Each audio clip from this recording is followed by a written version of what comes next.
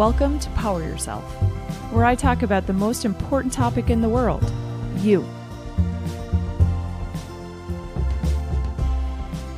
Today we're going to talk about chakras. Now this is really interesting for me and really kind of close to my heart because it's always an area that I've found since I've been doing my self journey or my discovery that I've always wanted to go into, but I've never gone there.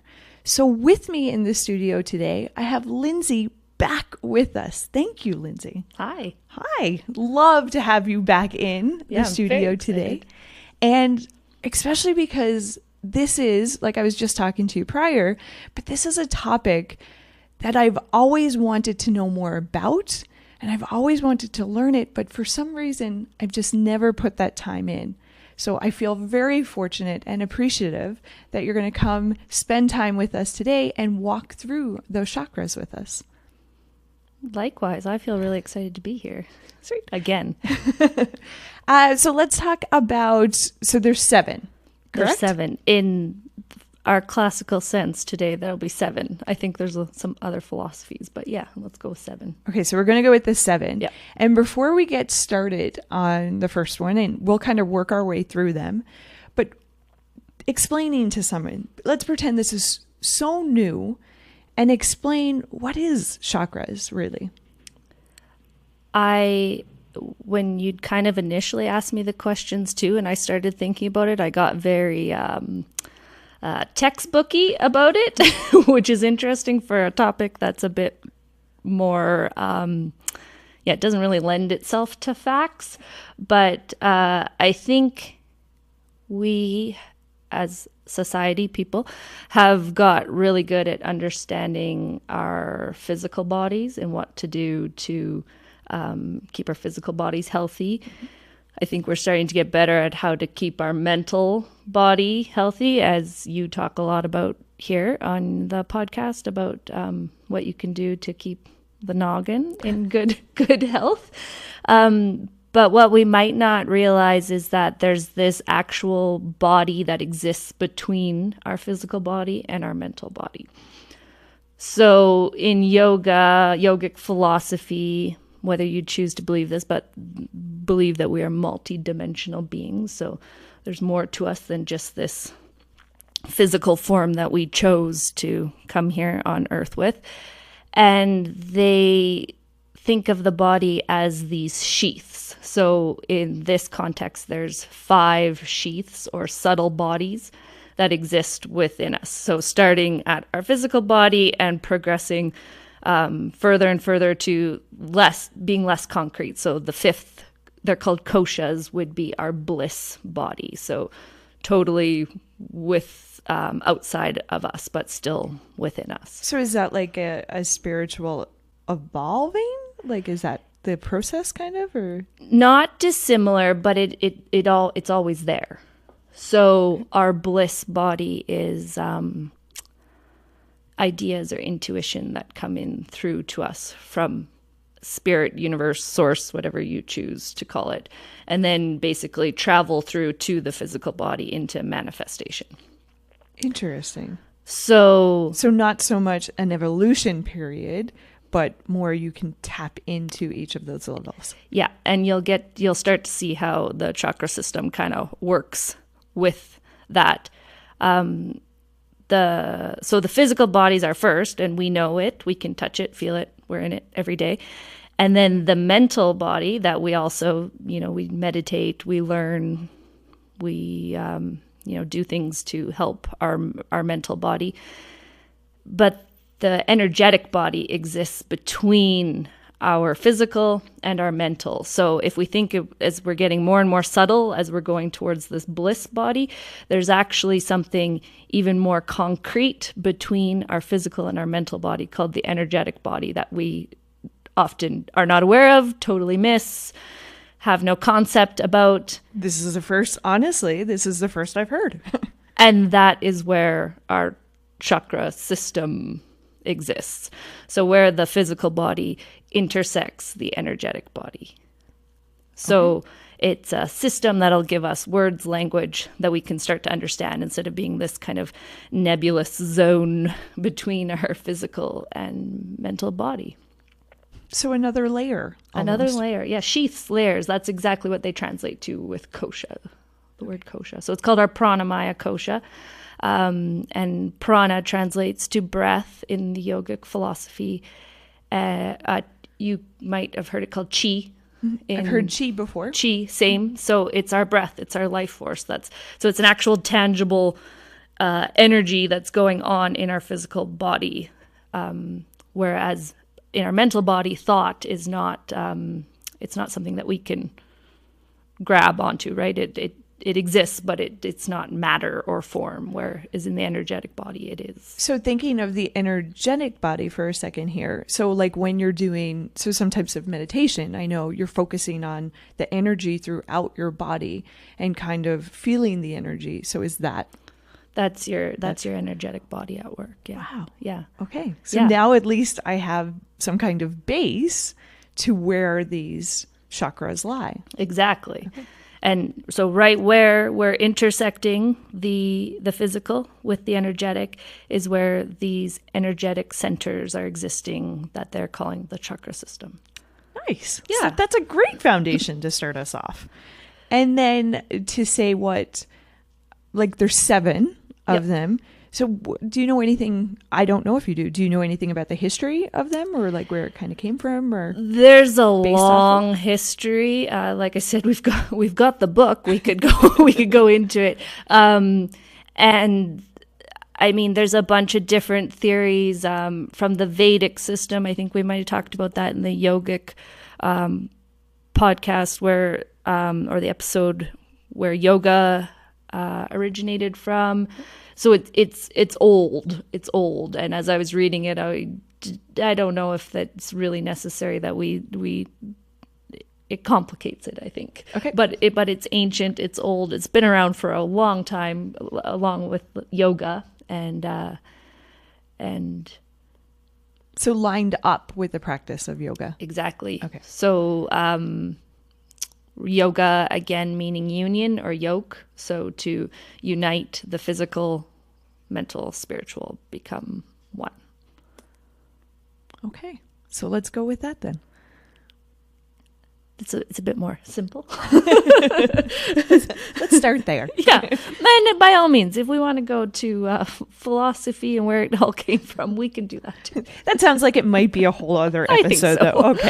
So let's stay on track. Yeah. And let's go with the 7. So what we kind of want to do with the 7 is we'll talk about basically what is maybe the chakra, go into the function and purpose of that particular chakra, look at maybe what blocks look like, how to support cleansing it or clearing it, and then maybe some misconceptions we can look at as well, and then some tools to help us along kind of tapping. Would tapping into that chakra be applicable, or opening up probably that chakra? Yeah.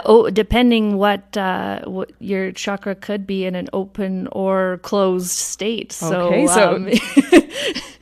whatever you might need. But yeah, tapping in is probably tuning in, being aware. Okay. And even like talking and determining what it looks like when that chakra is blocked and what it looks like when it's fully flowing and we're fully tapped into it and how that kind of shows up.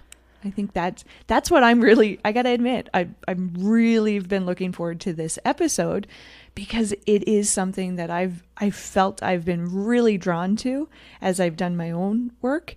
And now I feel I get the benefit of having you who you've done the research, you've done the courses, and you use this. So to get your kind of experience and knowledge and really kind of just hopefully soak it up today. So. Yeah, and I think that's a good intro to, so we've talked about our energetic body, but everything that we do is energy, right? In our relationships, in our exchanges, at the most primal sense, like we eat food to give our bodies energy. So it's all just a big energetic exchange. I think we've all walked into a meeting room or a room with people and been able to sense tension in the room. That's energy. Or being around a child who's in pure joy, like that's energy. So, and you can really feel those differences. Like I find sometimes I feel freaked out by it, but I can really feel that shift, like, or people in houses. I feel it, like it's so funny. I was actually talking about it with a coworker the other day, just about a house that I rented before. I can remember walking in to the porch, and I just said to the landlord, "Yep, no, I'll take it." And he thought it was like, "Whoa, lady, go look around." And I'm like, "No, it fits. It feels right, and I'm trusting my gut here." So that's interesting that you just brought up energies and kind of can feel when it's maybe not going good. So like that tension or negativity, and when you feel it flow and kind of the love state almost, or abundance, I guess is where I go. Exactly. And let's understand how that happens in our body, since it's right there, so close to us. We should be aware, know when it's optimal and when it's in its love flow state, and use that. It's another tool. I think you call it your tools in your toolbox. So it's just another tool. And that's kind of the exciting part, is it's another tool that we can choose to use to help us to have that quality life. And for me, it's learning the 7 and learning how to tune them or fine tune them or clear them. Then I think, wow, what an amazing opportunity to bring to our experiences, to help us be that little bit more self-aware. Exactly. I thought we'd do a fun exercise, though. Oh, wow. Especially for people who maybe aren't gathering the concept of energy. So I thought it's kind of like the proof is in the pudding, right? I love it. You're totally catching me off guard. I absolutely love this. Let's go. So let's do both feet on the ground. Okay. Sitting up straight in your seat. Close your eyes. Let's take a deep inhale. Big sigh out, exhale. One more inhale. Sigh out, exhale.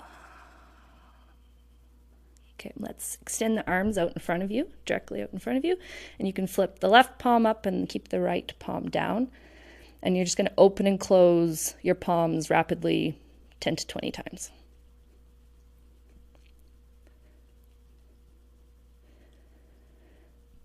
Then let's flip the hands, go left palm down, right palm up, and open and close rapidly.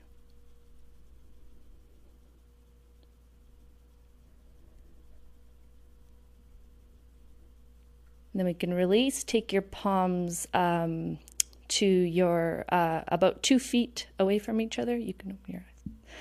And then slowly start to bring the palms closer together till they're maybe 6 inches apart. And you can feel that pull or magnetism, and it almost might even start to feel like it's forming into a bit of a ball in your hand. And then within a few seconds, it kind of dissipates. But there's chakras in your hands, and that's your energy. It's measurable, it's quantifiable. You can feel it. You can feel it, yeah. And it's like I always associate energy with that heat. I almost feel like heat with it. And just, yeah, it's interesting that you said a ball, because it does. It almost feels like a ball. You can take it and form it into something if you wanted to, right? Perfect start. Yeah, I think that's cool. It's fun to do neat things. Well, and it allows you to, I think you nailed it perfectly, to then maybe practice it and then think and kind of have an idea of what we're actually going to go into and talk about today. Mm-hmm. So thank you for that. Great start. So with that being said, let's jump right to the first one, the first chakra. And I think that's called the root chakra. Is that correct? It is. It's the root chakra. So with each chakra, I will also give you the Sanskrit term. I think that using, I'm going to call it elevated language. It's not it's not a hierarchy snobby thing, but starting to use elevated language, I think, just brings us up into an energy that's more expanded, more connected. So root chakra is the Muladhara chakra, so our first chakra, it's also referred to as. So Muladhara, the root chakra, it's located at the base of our spine. So the spine is a good guidepost to where the chakras are sitting within the body. So they are basically located up the spine where there's major concentrations of nerves. Nerve ganglia, I think, is the technical term. So there's a high concentration of nerves, and that's where these energetic centers are located up the spine. And like when you Google, if anybody Googled the chakras, you see that image. You almost see the image of somebody cross-legged usually, and different colors going up and down the spine. So that's what you're referring to. Exactly, yeah. If anybody needs that kind of mental visual picture. Yeah. So root chakra, also as we go through each of the energetic centers, so the chakra centers are also connected to an endocrine gland within the body. Okay, explain that. What do you mean? So our endocrine system is regulating our biological systems. They're releasing hormones. So each center, each chakra is associated with a specific endocrine gland. So I think that's just not that you would ever use this to, if you were sick or if you had a thyroid problem, but just being aware that if there are imbalances within your physical body, that there could be another avenue for you to start exploring. So if that might kind of associate with that. So I will also give the endocrine gland that's associated with the chakra just as kind of another piece, because that's something for me that I thought was a really neat connection, body, spirit connection again. Absolutely. Bring it in. So for the root chakra, it's the adrenals, which are the tiny glands that sit on top of our kidneys. So I think right now a lot of people, adrenal fatigue is something I hear a lot of people. And how does that show up? Moving into its exhaustion. I know myself, I've gone through adrenal fatigue. It's the job of the adrenals is to release cortisol, your stress hormone. So if you're in a constantly stressed state and your body's always firing the cortisol into your system, you eventually just start to get so depleted because you're always in fight or flight. Your body's never sitting in that balance. When you're in adrenal fatigue, your body always thinks it's getting ready for to either fight, biologically way back when, or run, which leads really to the purpose of our first chakra is it's all about our survival instincts. So feeling safe, feeling grounded, our most basic instincts from having a roof over our head, having enough food to feed us. A lot of people, if you have kind of fear around money, it's originating in our root chakra. So it's not only it's the first, but it's the most kind of primal in that sense. Yeah, and that's interesting that's where the root is, like it makes so much sense that it starts there. It's exactly like that evolutionary, the primal kind of fight or flight survival instinct. So that's interesting. And you'll notice as we go up, each builds on the next. So if we're not grounded, rooted, feeling safe, not fearful, we can't really evolve to the next chakra, with the seventh being our connection to universe. So the goal is linear, like upwise. So it can work. It works both ways. So you can work from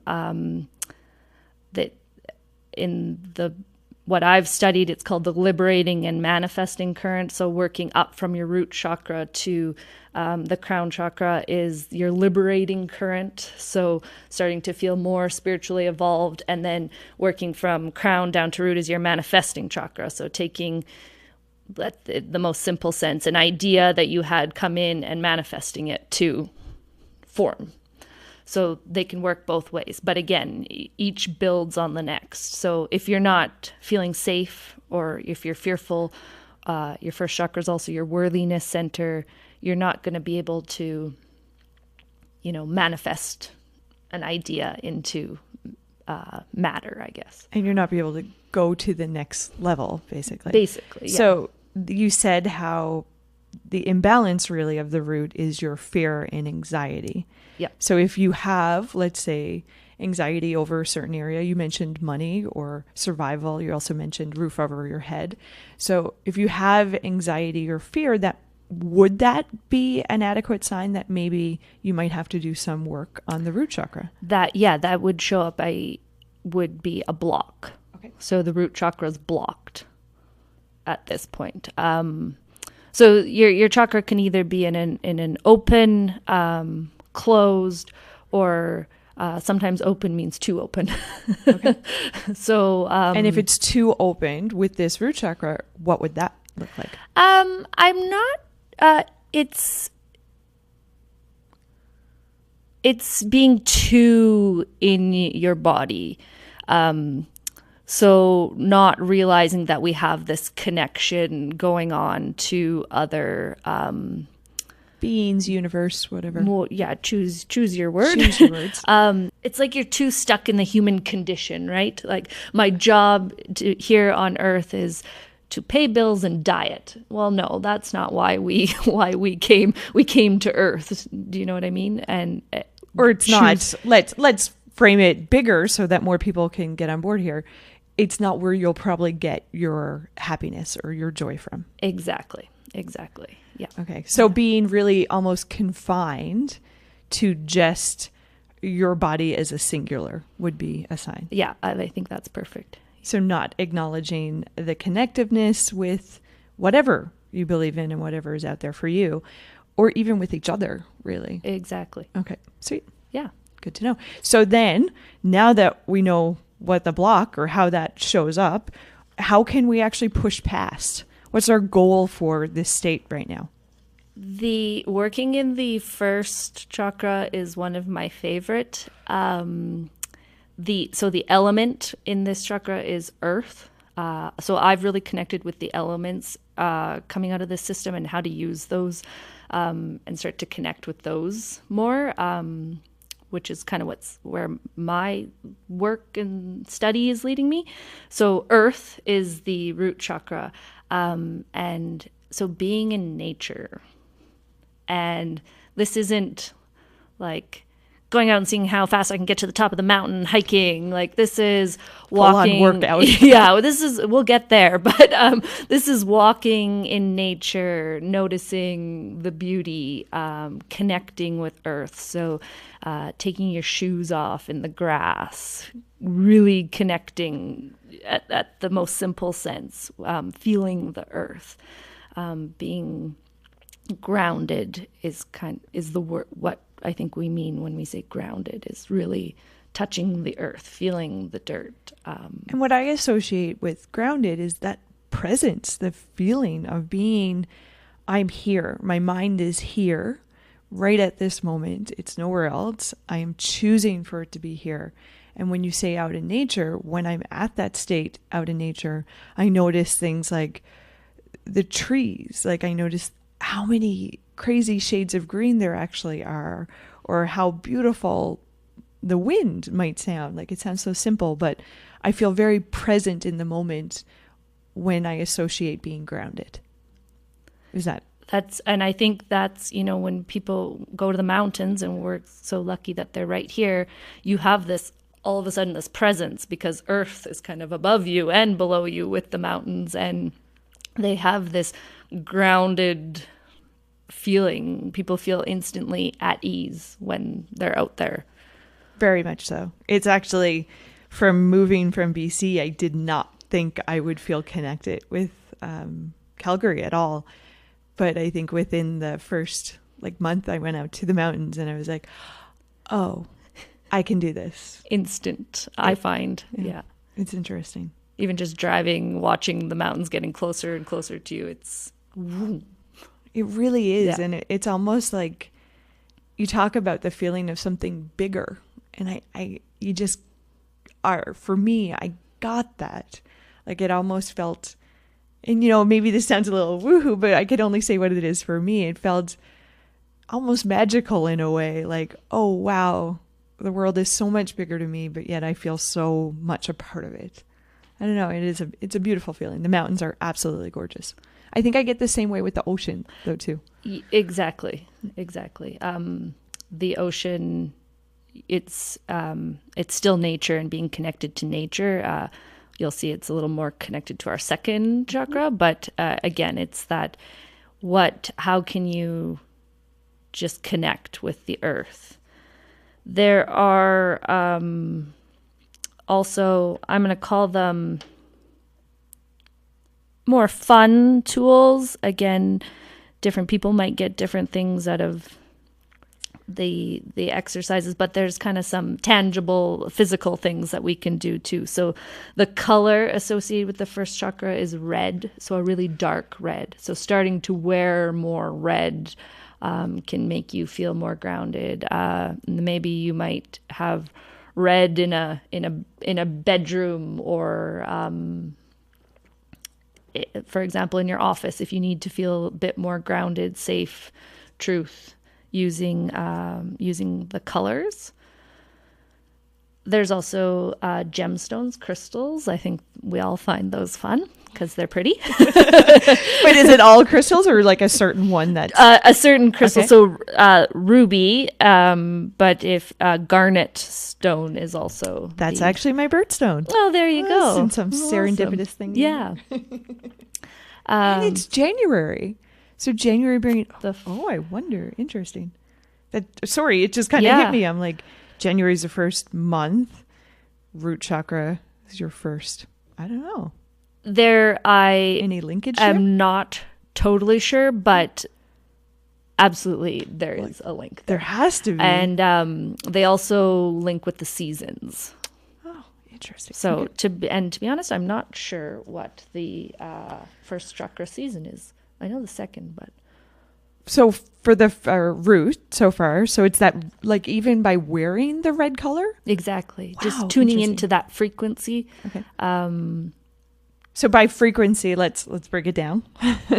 What do you mean by? Again, the energy. Okay. So color is just wavelengths. Okay. That's why we can see them differently on different colors. So they have an energy around them. Again, everything is just energy. So color has an energy associated with it. That's why we can see rainbows. That's why the sky is blue.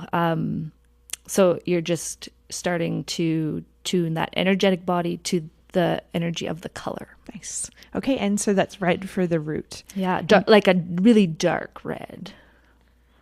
Dark red, and then you associate it with the ruby, the stone, or garnet as well. And then you mentioned going out into nature is something else. Is there anything else that you can help kind of be able to open that or really tune in to that root chakra? People, myself included, are really into the essential oils lately. Yep. That is another way to connect kind of instantly to that nature because you're bringing that plant into your home. So for the first chakra, it is cedar. The smell of cedar. Cedar, trees, root. Yeah. Oh, it's making so much sense. Yeah. So cedar oil you can use to kind of help you get there as well. Okay. Yeah. Thanks. So then for the root chakra, ways to kind of open it or activate it could be any of the things you've mentioned so far. What about practices? Is there anything...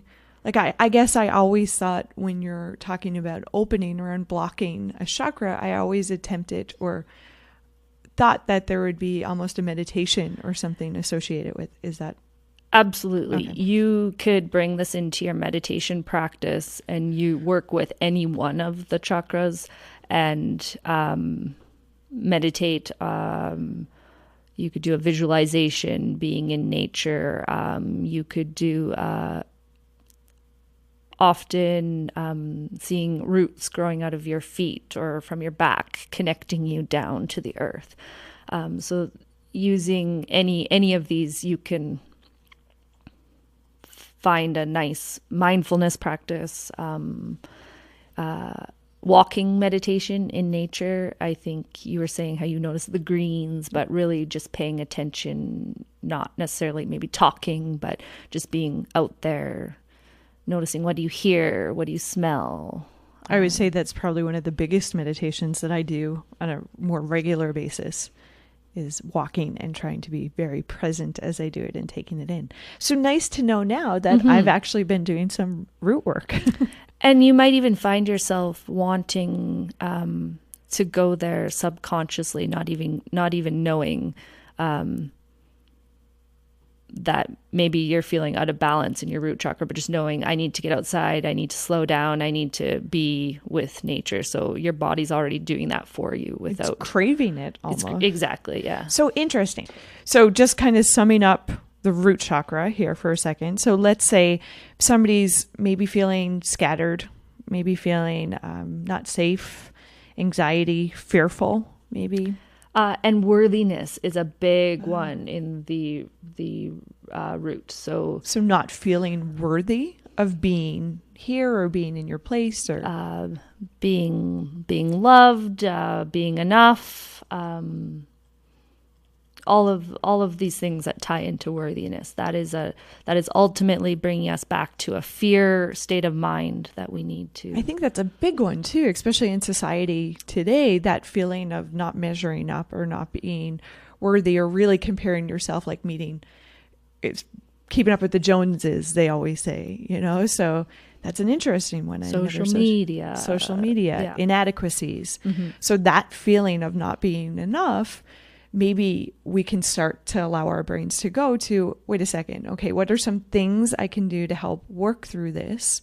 And you gave us some. So the color, it's so funny, by even incorporating the color into your wardrobe, or maybe having, some kind of, I don't know why my head's going to a plant, but maybe a plant with that color. I don't know. Totally. Why not, hey? Totally. Why not? Yeah. It's root. So let's go there. It's plant. It's, nature. So get out into nature as well. Cedar oil, you also mentioned, and just being able to really almost visualize yourself grounding. So you mentioned about visualizing roots coming from your feet or your back, and really kind of allowing yourself that stability, I would almost say. That's a good word. Yeah. Nice. So let's move on to number 2. So going up, I think is it the sacral? Is that correct? It's the sacral. So big Sanskrit word here, Svadhisthasana. So it's your sacral chakra, the second, located in, I think, easy for women. It's the womb area. Easy for women to kind of ground truth that. So the endocrine system, the endocrine glands here are the ovaries and the testes for men and women to kind of root into that area. So again, if women are having problems in this area, health problems, can we start to implant some of these tools that can help you move through? And again, never as medical, but just awareness. Yeah, and I think, especially I find in a lot of my interviews now, we're just talking about more holistic ways. Not saying that it's an alternative or it's something you should do over medical, but it's something, why not do it in collaboration with? Exactly. If it's not going to hurt you, give it a try. Who knows what you might connect with, You mentioned it's with the ovaries and the testes. Okay. So almost below the navel. Yeah, below the navel, exactly. So the second chakra function, this is all around our desires, pleasure. This is where sexuality sits. So people who might have a sex addiction would have an excessively open second chakra. Okay, so it'd be almost too open versus if you're maybe, I don't know, sexually frustrated, would be a closed block in that area. And this is at, again, the most primal level, because it is the womb, and whether, not that we were put on earth to have children, but we have the capacity to make life. So that's, this is more the biological sexuality. So less to do with love in this area. It's really more about the actual act. Okay. So not so much the intimacy. Exactly. Okay. So you'll see that as we move up, that starts to come in other areas. Interesting. As we go up in that evolutionary kind of way, then you're getting into the more in-depth. I don't think in-depth. I mean, sure, maybe that's it's a word that has a certain meaning, but it's getting more subtle. It's getting a little, it's getting less tangible. So you'll even see that the practices as you move up are getting a little more,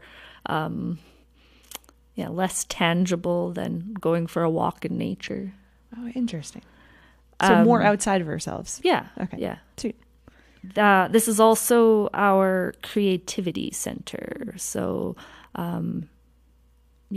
creating art, creating music, creating podcasts. This is where you can start to tap in, and some of these exercises to boost your creativity. Okay. Interesting. So if you're really creative, maybe musically or maybe artistic, like painting or something wise, you're probably good in this area if it's nicely flowing balanced. Yeah. Nicely. Yeah. Or maybe if you're, people talk about writer's block or not being able to paint as well. So maybe that would be a kind of hint or an idea that you might need to do work in the sacral.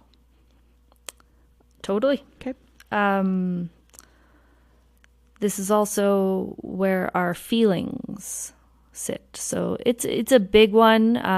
I think especially for women as well, because it is the womb center. It's our emotions. The element is water, so it has a lot of flow to it. So you can kind of see how that works with creativity and feelings. And if we're having a lot of grip around our feelings or holding tight, we might have a bit of a collapse in the second chakra. And interesting, I like it how you associated the first one with earth, and now we're at water. So it's, yeah. So being the earth, pretty concrete, like dirt, is solid. Now we've moved up into this flow state where water will move and take on the container that you put it in. And so it's a very flow movement energy in the second chakra. And interesting that it's associated with creativity as well. Yeah, very fitting, I would say. So then when it's blocked, we already mentioned what that looks like, maybe that writer's block or that closed off sexually, really. So how do we open that up, or how do we kind of get that in check and get that in balance? One of the easiest, quickest ways is dance. So you're in flow, you're in creativity, it's very a very feminine center. So having that kind of femininity, that yin energy in the dancing. Just kind of feeling the music, kind of going yeah, with it. Exactly. So that's what we were saying. If you have nothing to lose, like, do you have anything to lose by trying an ecstatic dance class? Well, if it doesn't work for you, it doesn't work for you. But if it is, then why not, right? That's not going to hurt you. And interesting, so that if you notice something tangible, like you're not enjoying your music anymore, or you have that writer's block, then why not try it? Why not try dancing and letting loose a little tiny bit and see if that actually impacts? Yeah. Interesting. Another really easy way is being in water. So baths. Easy. I must be very good in this. I live in the bath. I think like there's something about Epsom salts and bath that I find very, I would almost say grounding as well. Or a peaceful whole feeling, I think, is what I get from it. Because you're adding that earth element with the salts. You're in the energy of the water, the flow. You can even really start to amp it up for women and, add rose petals and really start to connect to the beauty, and it can start to become a really nice little ritual. Interesting, because I've heard people do that before, take flowers almost and put them in.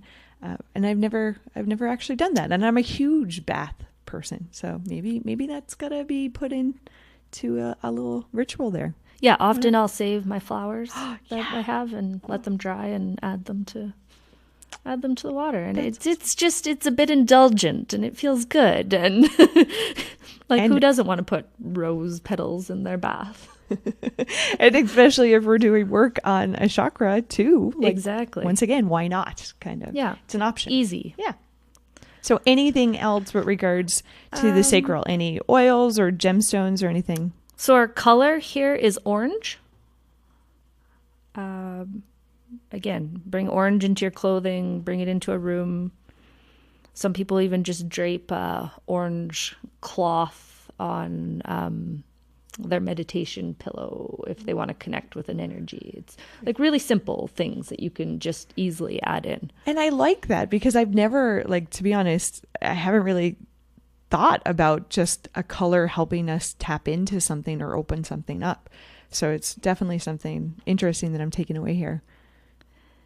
The gemstone is the carnelian.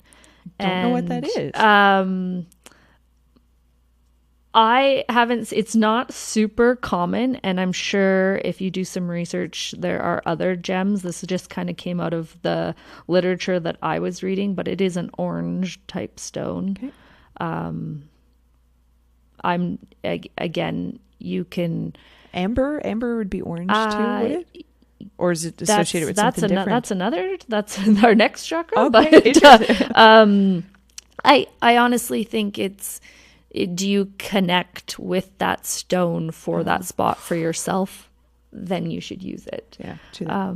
You'll intuitively reach for something, and if that lands for you, then I think you don't have to be so structured and go seek out a carnelian stone. That's good. That's good advice, though.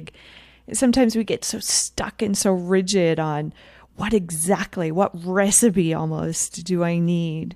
But sometimes it's not about somebody else's recipe. And that's kind of why I love this podcast, and it's why I want to continuously do it, is because you take little pieces from everybody's recipes and you make your own. Yeah. And so I love that you just gave almost the permission in a way, just whatever stone you're gravitating towards, if it is a stone, Yeah, even if it is a stone. Yeah. Or maybe sometimes, I used to be really drawn to rocks too, certain rocks that I found in the ground. Yeah.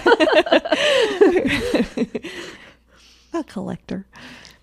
And then oil. Any oil associated with this one? So it's kind of all of the really beautiful feminine scents. So jasmine, ylang ylang, clary sage is a big one. It's a what's the balancer. Difference there? So sage, or you said a particular type of sage? It's clary sage.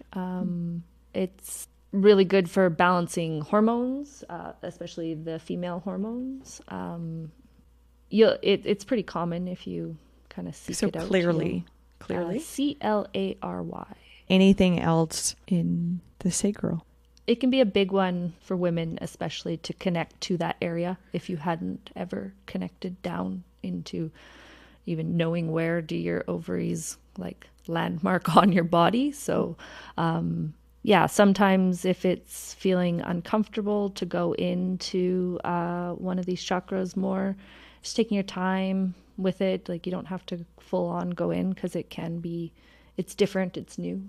Well, especially if you're tying it to emotions, I'm just wondering, let's say if it's blocked, if it's opened, would you almost release a lot of emotion?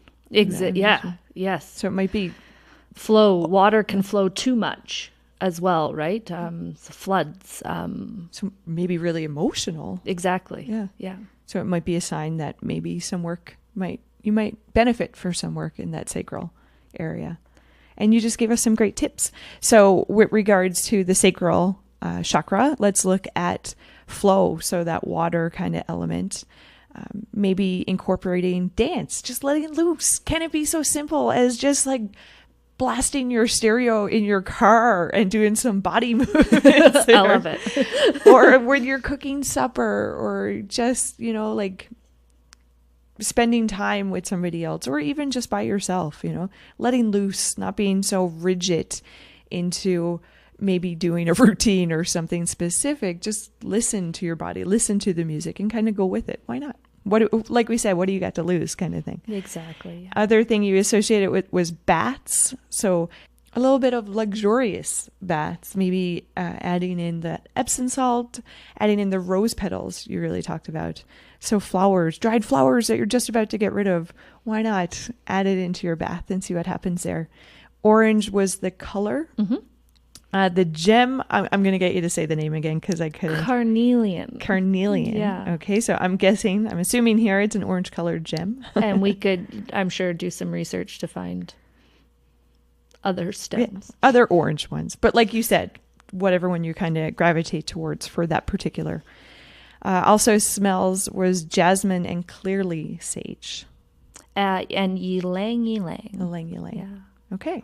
So some nice tips there to kind of work at regarding that sacral part. Now, you mentioned for visualization with the root of visualizing your feet with the roots coming out. Is there anything that you kind of think of at the top of your head for this sacral, like a visualization that can kind of help you? I'm sure anybody can find it on the internet, so don't feel pressure here. Yeah, I think any ocean visualization, like you'd mentioned before, feeling the breath kind of moving through the body as a wave might be really beautiful. That could kind of encompass your whole system.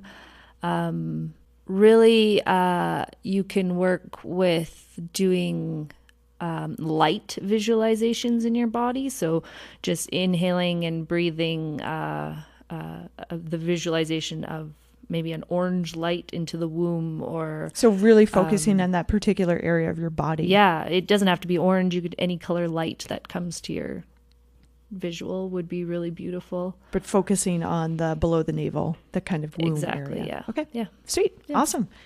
Then that's a wrap for the sacral. So let's move right into the third one, which I think is associated with the solar plexus. Yeah. Perfect. So just basically right under the rib area is your solar plexus. Okay. So Manipura, the third chakra. This is kind of the last of the chakras that'll keep us really in the body.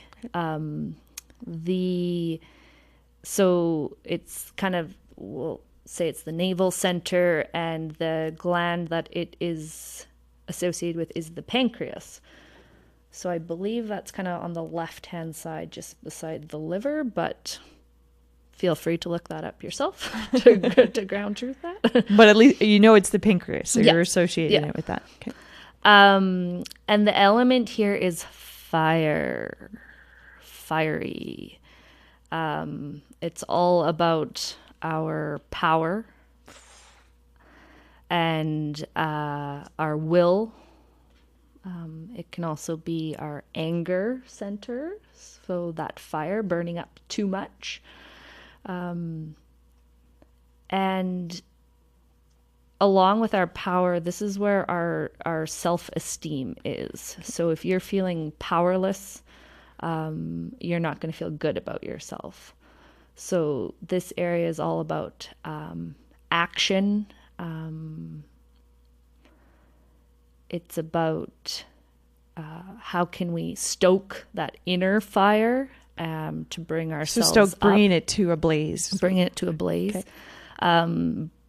But being careful because, again, if you think of fire, it can be controlled and beautiful, but it could also burn. Wildfire and burn. You could burn out. So if you're too excessive in the third chakra, burnout is going to be a huge one for you. So thinking about that, I'm guessing that's associated with it being too opened. Yeah. Once again.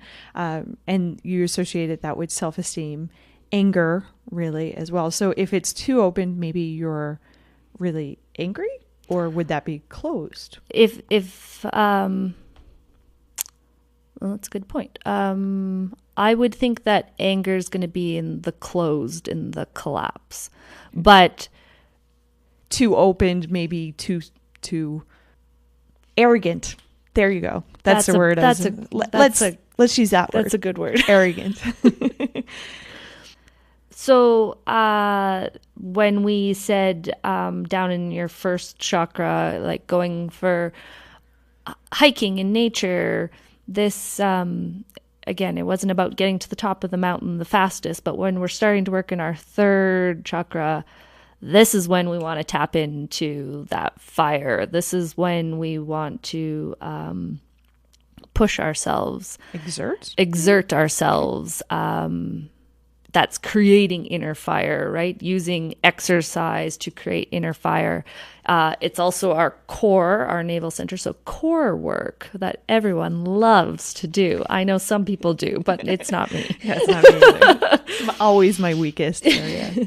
Which is interesting because it's a whole other episode, but how it causes so many problems if your core is not strong, like all your limbs kind of. Yeah. Again, I think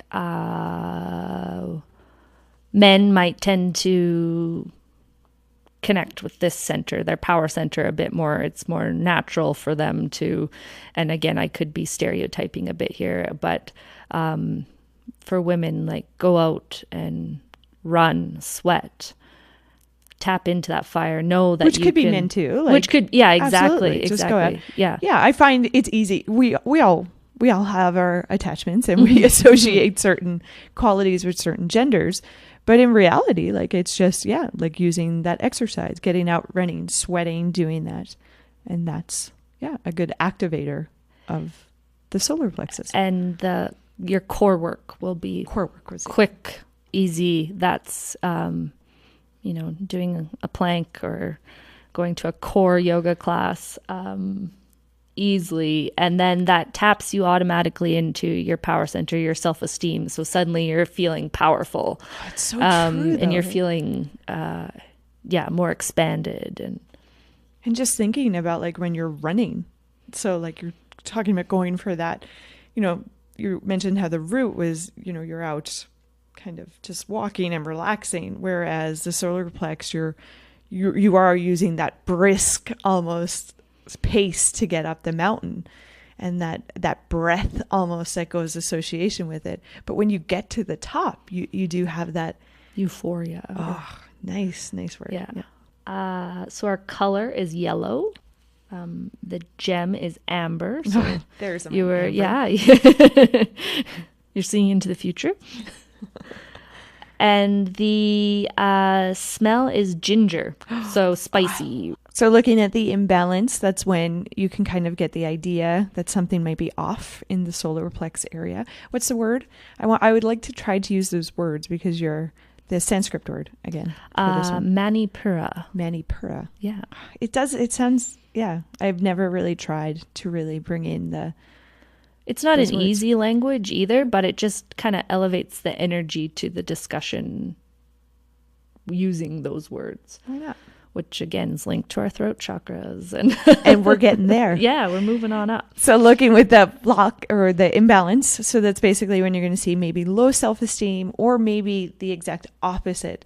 That's that really arrogant kind of personality or showing up that way in the world, let's say. Also, anger, you mentioned. So maybe not being able to control it as much. Maybe outbursts as well might say something's a little bit off here. Misuse of power. Also, I noticed manipulation when I was doing some research here. Okay. Yeah, I can see that. Yeah, manipulation being tied to this one. So when those areas might be maybe not in check as much, that might be, like we said, the indication to, hey, let's do some work in the solar plexus, which is located below the chest, you mentioned. Yeah, right, kind of right below your ribs. Perfect. And then some things that you associate it with, or so those visualizations, let's say, would be more fire this time. Question here, what about having a fire, like a very obviously contained control fire, but like outdoors, out in the wilderness, having a fire, would that be any association to this? Yeah, easy. Nice. Right? Like, because that's candles. Magical. Okay, there you go. Some more things to help connect with it.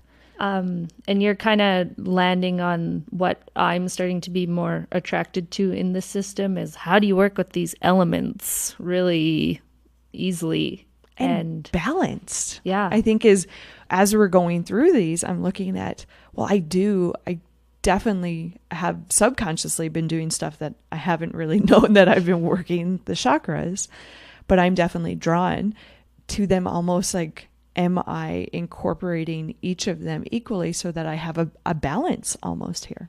That's what's going through my head as we have this conversation, and kind of what are things that I can start to do for myself to help balance that out a little bit more evenly. So you also associated the yellow color, amber for the gem, and then ginger for the smell. So all some great ways to help you activate and almost get in line with that fire. With the fire, which is the solar plexus. And then I assume that visualization would be the fire, hey? I think that's really the easiest, quickest visualization. Again, you could do any kind of light visualization in that area. Directing your breath to that area is just really easy. So that's something that you can do with all of them, hey? Because you mentioned how for the last one. So just focusing a light on that particular place in your body and almost giving it your time and your presence in a way. Okay, sweet. So that's a really quick and easy win that we can do. And so next up, the heart. So the heart, this is the brain of the system. I know we often think of the actual brain running the show, but in the chakra system, it's the heart. So we've gone through the 3 lower chakras, then we have the 3 upper chakras, and the heart's sitting in the middle between them. So it's funny. It's almost the core, but we've already yeah. It's the heart of the system. As when we did our exercise earlier with the hands, so the heart radiates out to the hands. So this is where a lot of touch healing, Reiki work starts to come in, just using that heart energy. The Sanskrit is anahata, and it is connected to the thymus gland, which is a small gland that's just below the notch of your collarbone. Tapping it is a really quick, easy way to activate your heart. Make sure you're in your heart chakra. I automatically do this a lot. I tap. So I subconsciously just started doing it there. The element here is air, and this, not surprisingly, is all about love. But love, it's in the unconditional sense. So this isn't. This is where I was talking about how the second chakra is not linked to intimacy and connection. It's more primal. Yeah, it's the more primal sense. Versus this is more the compassion, interconnected, maybe? Interconnected, self-love, love for others. I think unconditional really kind of sums that up nicely. Okay. So it's all about our wholeness. You mentioned compassion. That's, a really big one. Oh, the big practice here for the heart chakra are forgiveness and gratitude practices. Mm. So now we're into much more subtle practices. So this is not that you can't use meditation for the whole system, but I think you've mentioned you have a pretty big gratitude practice that you work with. It is the land I live, that's for sure. So that's working in the heart chakra. And it's interesting because I find it's always so interesting the information we get, and sometimes it almost confirms what we're doing or But yeah, my gratitude practice, I would say, has helped me with my self-love. And I say it's a huge reason that I have that abundance of self-love for myself, that I fell in love, because I'm so grateful of the journey and the people and the interaction and my experience and my pace. So interesting that they're tied together here. Almost very fitting. The quickest way to get to your heart chakra, to be in your heart, where if nothing else, if we're acting from our heart chakra in anything that we do, we're probably doing it right. We're probably acting with integrity. But the quickest way to get there is gratitude and forgiveness. So a forgiveness practice is... So what would, like you're saying, forgiveness practice. So what is that? What I work with a forgiveness prayer, and I know prayer is not necessarily for everyone, but basically it's words. It's words, yeah. It could be a poem. It could be a poem, song. Exactly. We can name it whatever fits for whatever you work with. Yeah, the forgiveness, we could probably do a whole nother episode, which I forgiveness. Think, and actually, Lindsay, I'll get you on recording saying this. Let's come back and do that, because I think that's an area, especially like there's so many layers. Forgiveness with yourself, I think, is huge. And then forgiveness with everybody else, for people along the way. So it's interesting you say that. So the prayer I work with starts with forgiving others for anything that may have been done to you, forgiving yourself for what you may have done to others, and then it ends with forgiving yourself for any hurt you've caused yourself. Big. So it's big. The heart chakra it's probably the biggest one to work with again. So if it feels uncomfortable to go here, that's because things are probably going to start coming up. Love is a big word for people.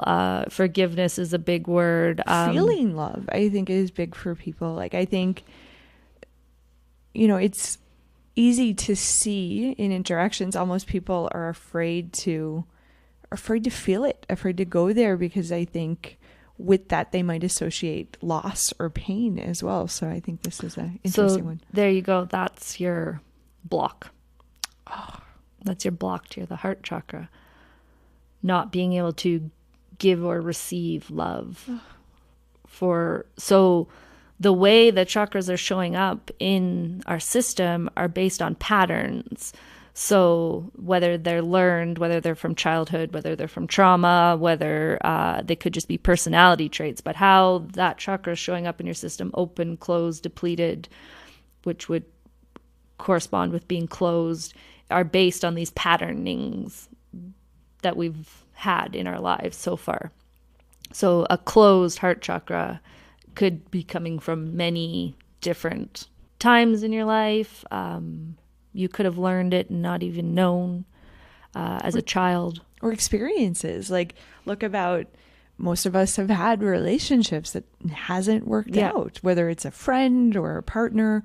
And sometimes that can taint us, like I had to do a lot of work on that. I think I was always, when I did my whole self-love journey, I was almost afraid to open it up, and I had to kind of practice, because you can't really feel that gratitude without having that abundance feeling of it's okay.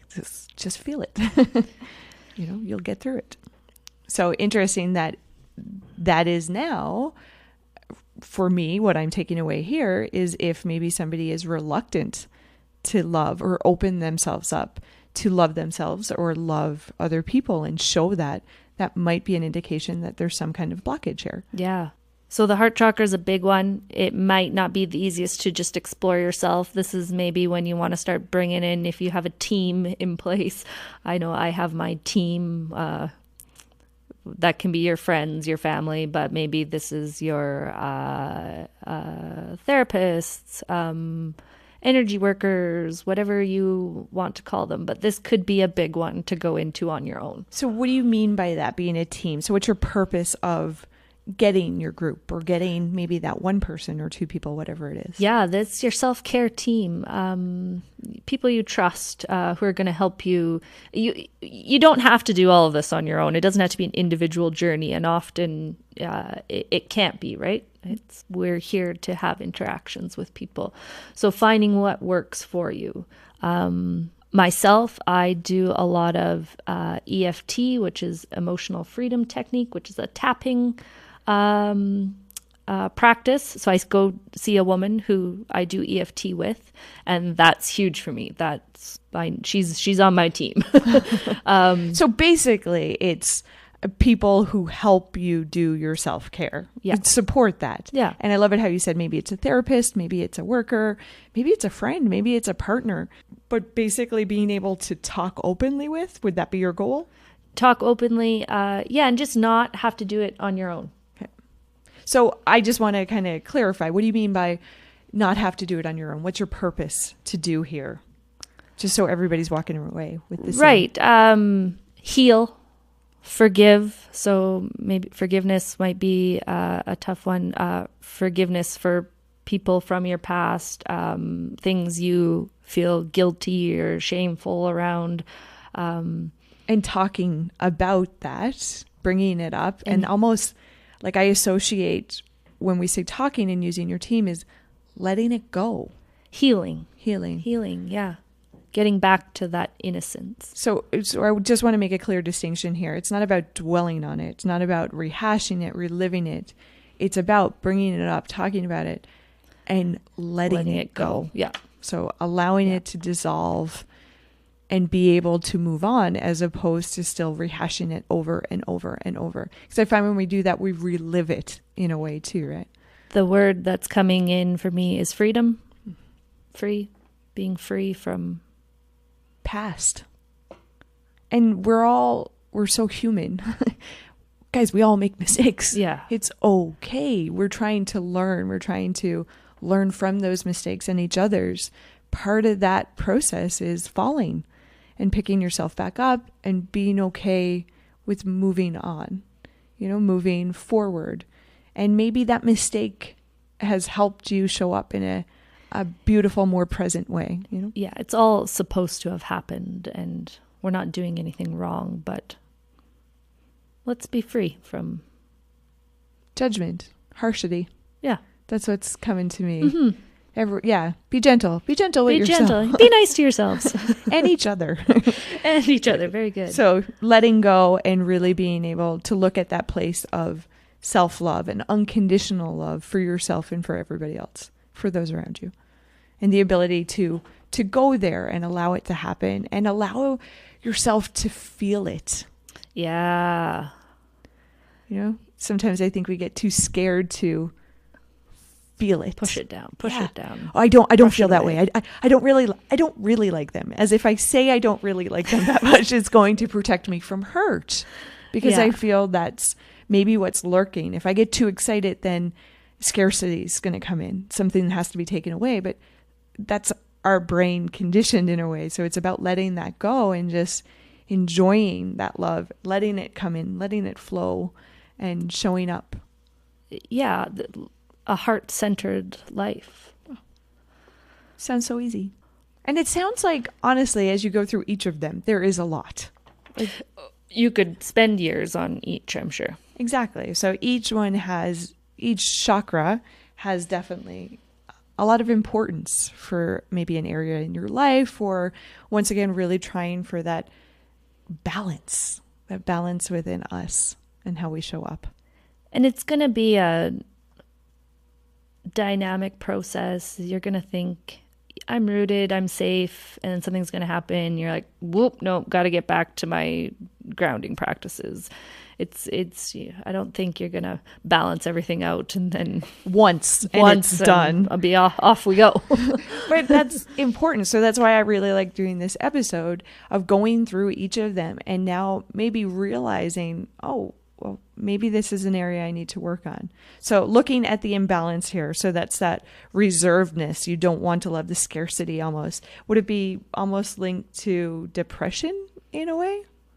Because you're not feeling that love, you're not able to really go. Yeah. And I think depression is often linked to past, holding on, where anxiety can tend to be about the future. So it feels good. Okay. So maybe if you're noticing that, and now the abundance of this, that when it's too opened, what would this look like? Any idea? I'm not sure that the heart chakra, I'm sure it could be too open. Everything is great, and we're just not willing to see the ugliness that exists in the world, and just, sunshine, flowers, and sometimes in ourselves. Right? Not, would that be maybe not being realistic with ourselves, and where we need to actually put the work and the self-discipline to actually get there. Okay. Oh, sweet. And then color. Ooh, color is green, which I love. That's my favorite color. Mine is like bluish, so I'm waiting to see. Oh, where are we getting? Where do I lie? Okay, so green associated with this stone. Stone is, there's a few. Emerald, and we don't all have emeralds kicking around. So tourmaline and jade. Jade's a good one too. Yeah. Our smell is lavender. And then any element. Well, I guess it's the heart. Oh, it's air. Air. Totally taking notes as we do this. And I guess if you just think about an element, and so air, we obviously need it to breathe, but air can be really destructive. Wind can be destructive, right? Too. So forceful. There's some forceful. There's some caution there. Okay, so ways to know we might have to do some work here is, like we said, that inability to be able to open yourself up, to love yourself, to love other people, maybe really holding on to that past. So we mentioned about the depression. So being able to really show up, air, you're associated with this one, love unconditionally. I like that. Mm-hmm. Let that be the motto here. Love unconditional to yourself and to each other. So self-love, that wholeness, forgiveness, letting go. Guys, we're all human. We all make mistakes. Guess what? We're going to make a lot more. Be gentle with each other, with yourselves, and allow it to be part of the process. Mm-hmm. Gratitude practices, which is my favorite and my go-to. That is my place of self-love, is my gratitude. You also mentioned the color green, emerald, and jade for the stone. And I love the smell of lavender. So allowing that. So now just giving ourselves that quick win for meditation wise. What's kind of a tip that you would do to help open yourself up here? I'd do a gratitude practice. Okay. Yeah. So that's where you'd go. Yeah. Okay. And any visualization that you might associate? I mean, it's beautiful to get into poses where the heart is really exposed and open. So even laying reclined on a bolster really exposes the heart, and just having some nice long deep breaths into the heart. So anywhere where you can get where the heart is up in the forefront, not, as we curl in and let the heart sink back, whether that's from working at a desk or retreating from having a closed heart. But there's a lot of beautiful yoga practices. There's a whole heart opener series, camel pose, full wheel. But yeah, just laying gently on a bolster, having the heart up and forefront. So really seeing it as shoulders back, shoulders relaxed, relaxed, yeah. Not caved in or not, hunched over almost. So allowing your shoulders to go back and really stick out your chest a little bit. Leading with the heart. So even envisioning a small string from the heart center, pulling that forward. Nice. Okay, that's a perfect way to end off with the big heart chakra. Okay, so next one, moving into the throat chakra. Yeah, these are our upper three chakras, and they're going to start to get a little less concrete now. So the throat chakra, easy landmark on our body. I think everyone can do that one. So the center of your neck, really. Center of your neck, okay. Yeah. Sanskrit term is Vishuddha. And your endocrine gland associated here is the thyroid. And I guess just to bounce back here for the heart one, we didn't really talk. It was the thymus gland. Oh. The endocrine gland for the fifth chakra is the thyroid gland. I don't really know much. I always hear the term thyroid, but what does it do for us? What's its purpose, responsible for a lot of the systems in our body. It's the more I look into it, the more I see thyroid is connected to almost everything. It's associated with adrenal fatigue, so it's providing us energy. So people who have too much of the hormone that comes from the thyroid can be really thin and struggle keeping weight on. People who don't have enough can struggle with weight problems. So it's a big regulator in the body. Interesting. Okay. So not surprisingly, our throat chakra is our communication center. Makes sense. And the element is sound for the throat chakra. Also in this area, though, is our creativity. Again, it's coming back. Words and sounds are how we bring ideas, thoughts, images into the world, is through sound. So our ability to be able to communicate that out, whereas before it was almost feeling the creativity. Exactly. Now we're being able to communicate that creativity. There can be also a lot here about speaking up, communicating your needs, communicating what you want. An excessive throat chakra might be somebody who talks too much. A closed might be somebody who doesn't talk enough, who's quite quiet. Again, these could just be personality traits, but if they're not, what patterns can we notice in our life that might have led us to this? So almost like that word vomit. Yeah. For opening up too much. Like when you're just, what's the purpose of your words? What are you trying to communicate here? Maybe really focusing on that, I could see. Mm-hmm. And then the inability to be able to, I like what you said, ask for what you need, communicate it. Actually use words, actually speak up. Sometimes we have these big thought processes, but we find it hard to actually use our voice and speak them out loud. So that might be an indication that some work has to be done within the throat chakra. So we can see how if the heart, if we're not built on our worthiness and self-esteem and everything that we've worked our way up through. The fear being the root, yeah. You won't be able to speak your truth. Totally makes sense. So singing, art, and creativity is really big in the throat chakra, to exercise it.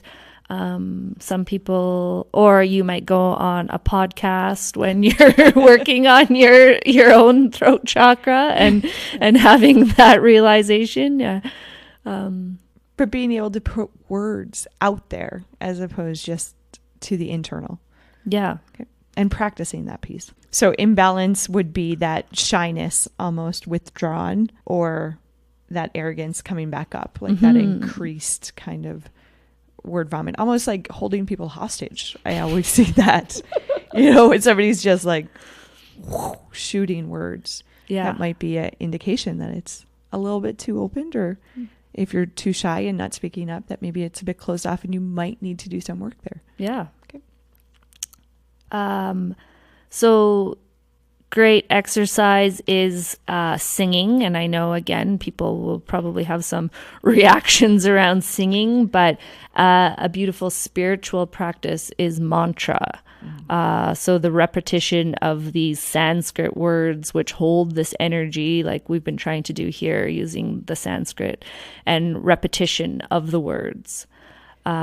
So would a technique or kind of like a meditation be to just say the word, and Sanskrit word? That's your say the word of the chakra itself. Absolutely, yeah. That could instantly.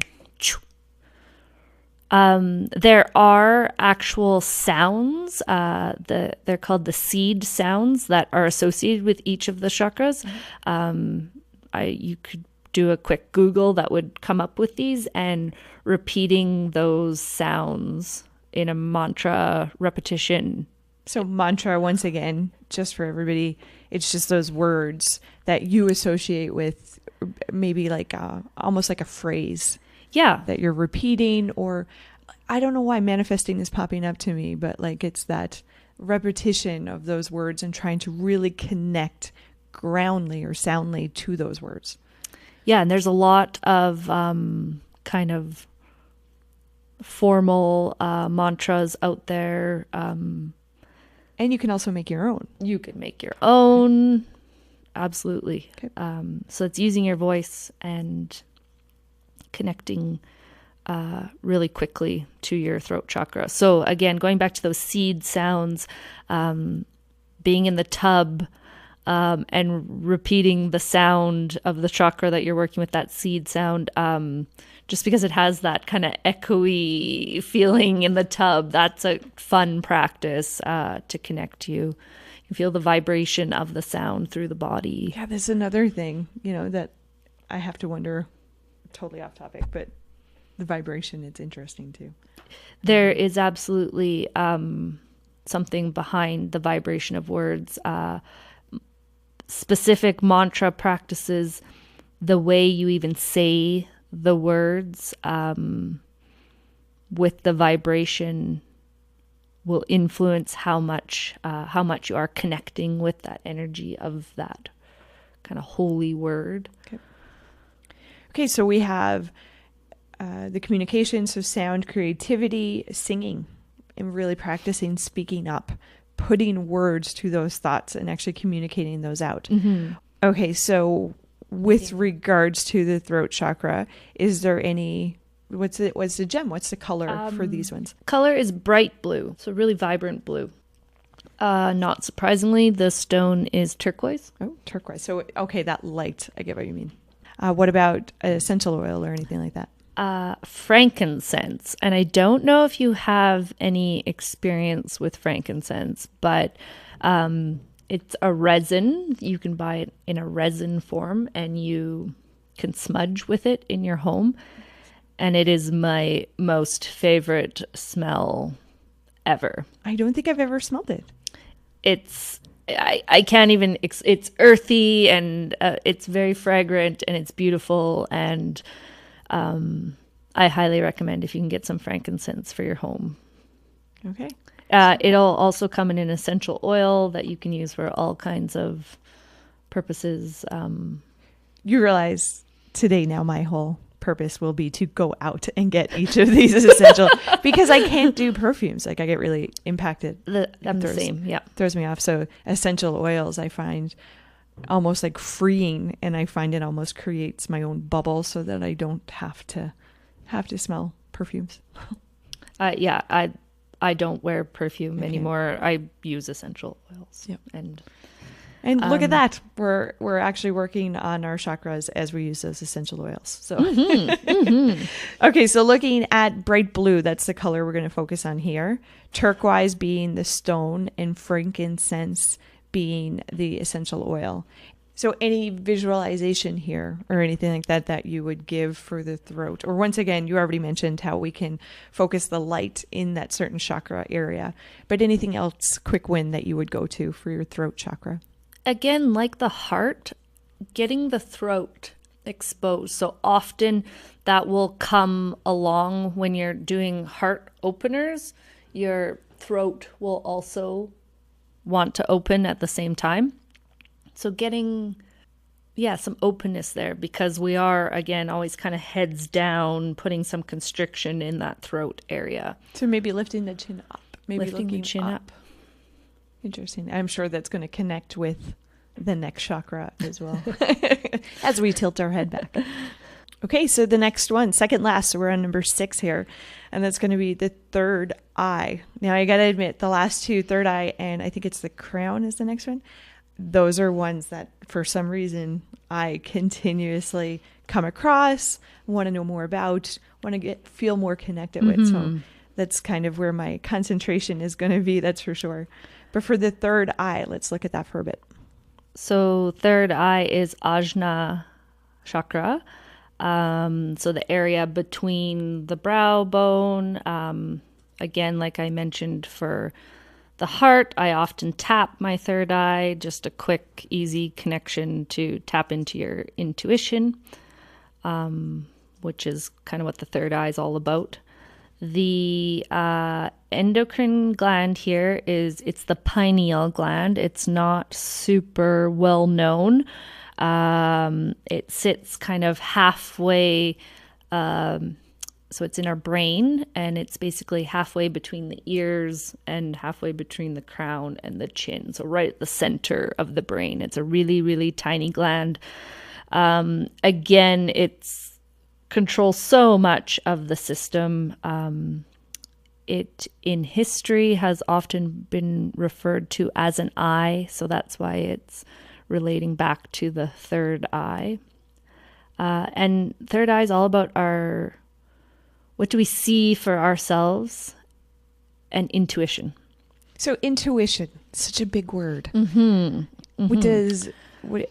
Let's break it down. What do you mean here, intuition? I always go back to it's trusting your gut, which again, we're leading back to our power center in our solar plexus, but it's trusting that you know the answer right away. Or when people say, if you're taking tests and the first thing that you think it is usually the answer. We're always being fed from source, universe, whatever you choose to decide to call it, information that's telling us what to do, and it's being able to listen to that and tap into that and know that you are connected. So third eye is all about to see, so it's vision. I think the business visualization is you envision a business for yourself. So being able to really essentially trust your gut and tap into that interconnectiveness and trust that you know what's right and go with that. Mm-hmm. So really simple, but not simple at all. No. Simple words, bigger meaning. Bigger meaning. Huge meaning. So the imbalance of that, what might that look like? Not being connected to that intuition, not listening to it, not trusting it. Not trusting it. Yeah, I can see that. Trust would be a big one there. And not seeing. Maybe not allowing yourself to go there. Clarity, not having the clarity. That's it. Yeah, clarity. Because you say third eye, so I go, clarity. And clairvoyance would be associated with the third eye if that's something, again, that you are interested in or believe, but clairvoyance, so seeing the future, for example. And in a way, trusting your intuition that is your future. Mm-hmm. Yeah. So gemstone or oils associated with, and the color, I guess, with the third eye. Color is an indigo blue. Yeah, knew that was happening. Gemstone is lapis lazuli, so this really beautiful blue stone. That's one of my favorites. I was kind of hoping it would be sapphire, gotta admit. Maybe that is yours. I know, I feel it is. That's the stone I gravitate towards. Also quartz, clear quartz. Oh, yeah, I got a whole drawer full of that upstairs, so that could be why. So the third eye is really about realizing and starting to see that we are connected. We are multidimensional beings. We are being fed source energy. We are being guided. It's starting to see and realize that bigger connection is actually going on. It's not that grounded, that kind of easier to understand, comprehend. You're now talking more towards the spiritual side of things. Yeah, a trust almost with the universe, that we're all playing. We're all interconnected. Let's say. Exactly. Okay, and the scents associated with it. Frankincense, I think, would be a big one here. And because it is about your intuition, trusting what you think you need for an oil here, I think would work once really again, nicely. not so much concrete. Yeah. Okay, so looking at the third eye, almost knowing when it's a block, you're not really trusting your gut here. You're not really trusting that sense or that visionary aspect of yourself. not really being able to envision maybe what your future looks like or what your purpose is in this piece of the journey. I liked visionary. That was, yeah. Especially because you're seeing the third eye too, right? So, okay. And then what would maybe it being too opened? I'm interested. What would that, do you think, look like, show up as? Again, like we talked about being too in our bodies and kind of the human condition. Being too open in your upper chakras, I think would be even the same for the crown chakra, is not connected enough to your physical body. It's a disconnect, right? Like always being out in meditation space or out in the ethers. So almost being the reverse. Exactly. Like we were saying, not being able to go there. Now it's you're living there too much and not focusing maybe on the day-to-day, the presentness. The presentness. Yeah. Because we are humans here on the earth having an experience, or you wouldn't have chose to come here to experience that. Okay, so things that we can look at when we might be blocked, or maybe just a work that we can do around the third eye. That's going to be, you mentioned the tapping. I always like the tapping. I associate with the tapping with I used it before writing exams. I used to do a lot of tapping to present myself and kind of let go of some of the anxiety too. So that's where it goes. But tapping that third eye, you're also associated at the indigo blue. So that's the deeper blue, and then quartz as well being one of those. Now the frankincense, or you mentioned another one as well. I think we're going to use our intuition on this one. Oh, nice. So tap in and actually use that. Go to the sense that you're drawn to. Trust that you know what sense you need. I like that. Perfect. Okay. And then last but certainly not least is our seventh chakra, and that's going to be the crown chakra. Sahasrara. Ooh, it even sounds great. Yeah. So top of our system, just located right at the top of the head. Again, you can see I'm tapping mine automatically. I find they can't see, but I can see. Oh, right. Just tapping brings an awareness to the area and automatically brings you into that energy. It's also associated with a lot of the energetic meridian lines in Chinese medicine, but that's here nor there. Endocrine gland is the pituitary, so sits not too far from the pineal gland in the brain, but it's a bit of a bigger gland. Again, the whole endocrine system is controlling our energy and releasing hormones basically to sustain us. The function here is, when I was starting to think of this, the word that came to my mind is consciousness. It's thought. Consciousness is the word. And I know that's a big word because we can be unconscious and have things going on that we don't even know are happening, or we can be subconsciously, or we could be aware and open, having thoughts. What is also related here at our crown is the bliss feeling. So other philosophies might refer to this as nirvana, enlightenment. I like bliss because it doesn't imply a destination. It's almost more of a feeling that people can reach and lose and reach again. Exactly. So through meditation, we get to this bliss state of nothingness, ultimately. Associated with being just being present, connecting. You're totally open. Is the reason it's right on the top of our head. If source or universe is above us, easy access to the crown chakra. Which is funny that it's associated with the consciousness. Very fitting, let's say. It's about knowing, understanding again that we're both a human with a soul, going beyond our ego, getting out and beyond the ego that can limit us at times. Once again, I associate with consciousness, connection, almost whatever entity you believe, but having that connection. Yep. The color is it's violet, or often it can be just white. So pure light consciousness, white light.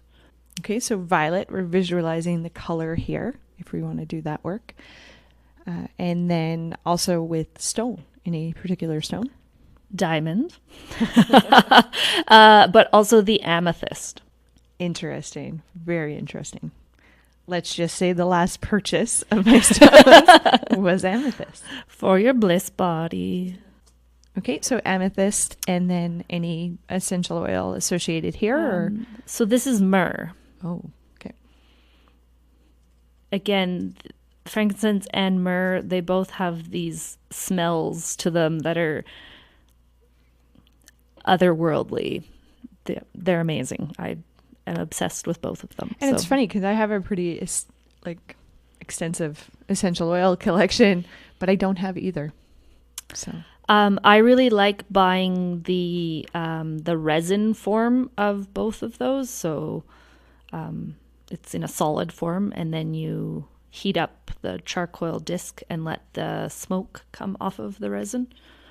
It's kind of my favorite form of using both of those. Okay, so the myrrh sense you've associated. Anything else to do with the crown chakra that you could visualize or relate to if you're trying to do work here? So your practice here are your devotion practices. So what are you devoted to? And that might mean what are your rituals? It can even mean looking at what is your relationship to the word devoted. And what do you want to give space to?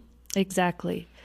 So, and because those are kind of your non-negotiables. You're devoted to your ritual practice every morning, whatever it might be, every evening, however that might look. So devotion, it's a big word, worth, I think, exploring, because it's going to be different for everyone. Okay. And knowing that that's okay.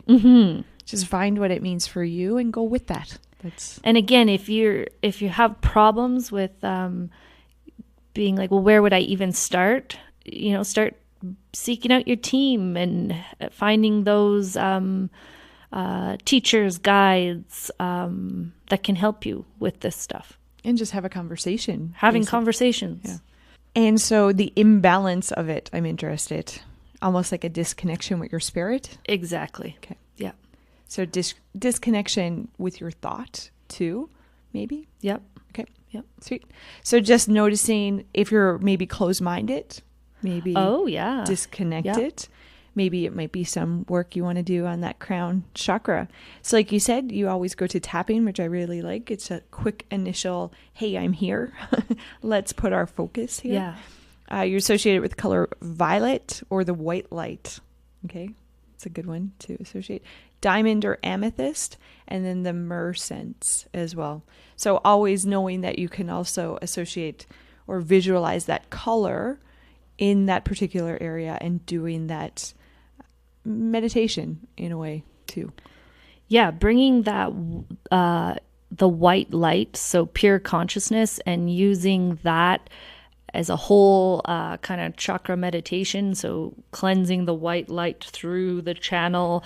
You can find lots of guided meditations out there that will do that for you. That's an awesome practice to start to balance the whole system. To do work on every chakra. Yeah. So you don't have to necessarily focus on one. You can, would that be like aligning or balancing? Yep. Okay. Yep. Sweet. So you could do the same thing if light is a visual that doesn't work for you. Breath, guiding the breath through to each of the locations. I think they're pretty easy to landmark in the body. So just guiding the breath down to each. And especially with the internet too, right? Being able to Google, get that visual picture so you can bring that picture in your meditation, in your mind as you're doing those practices. It's huge. Lindsay, what can I say? Thank you so much for sharing space and talking about this.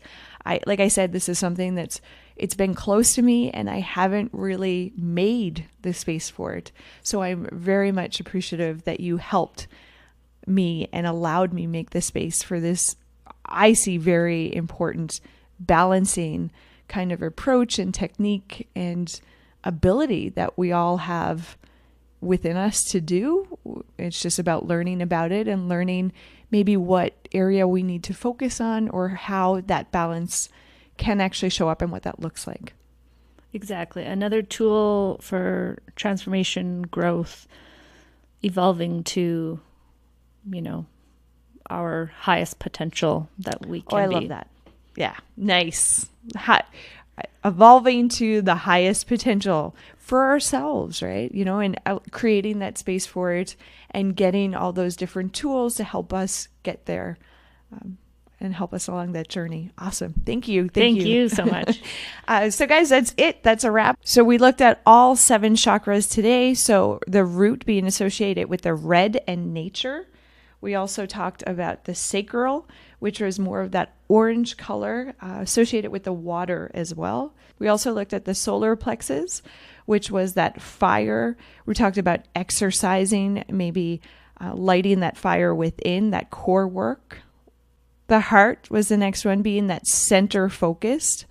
We looked at the unconditional love and really looking at the self-love within you, the wholeness, forgiveness, gratitude, being able to let go and open yourself up. Throat being the communication, that sound, once again, linking back to the creativity, being able to really speak your truth and speak up. Next up was the third eye. We looked at how it's the indigo blue and the quartz. Also trusting your intuition. So that's really kind of opening yourself up to visualizing what is that next place for you? What is that ideal place for you? And then lastly was the crown, associating it with that violet color or the white light, diamond or amethyst, and really associating that with that consciousness, that divine connection, whatever that is for you. So guys, thank you once again, as always, for showing up and tuning in today. Hope you were able to take some tips and tricks from today's episode, just about how to balance yourself and how to be aware that maybe you might want to do some work in one of these areas if it seems a little off balance to you. So thanks guys for listening in. Don't forget to rate or review the podcast. I would absolutely love to have the privilege of hearing from you. And as always, go and have yourself an absolutely amazing day. And never forget, it is up to you to power yourself.